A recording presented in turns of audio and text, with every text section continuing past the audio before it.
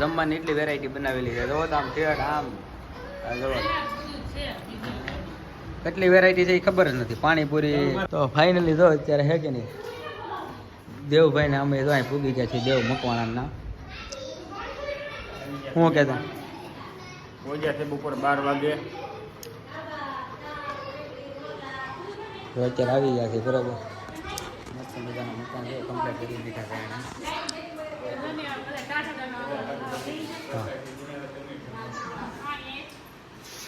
મસ્ત મજાનો લાદી બધી બધે કમ્પ્લીટ.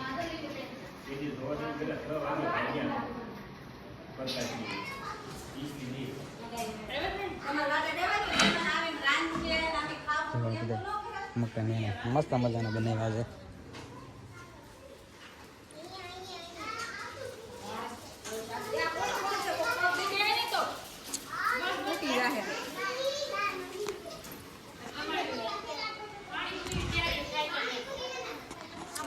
ધાબામાં જઈએ હાડો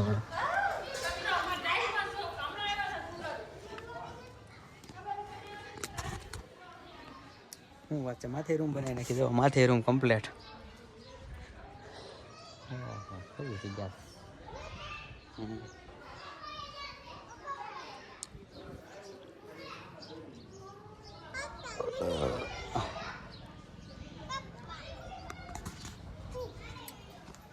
ફાઇનલી કરોવડી દો અહીંયા મજાનું સરસ મજાનું અહીંયા હે કે નહીં લોકેશન છે. અને બપોરા કરશે બરાબર.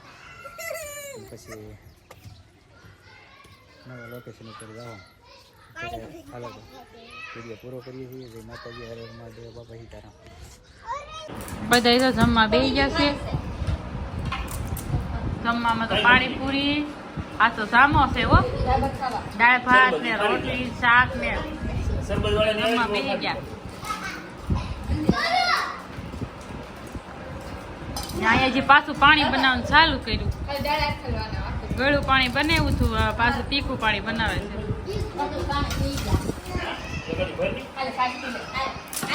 કેમ પાણીપુરી કેમ બની છે?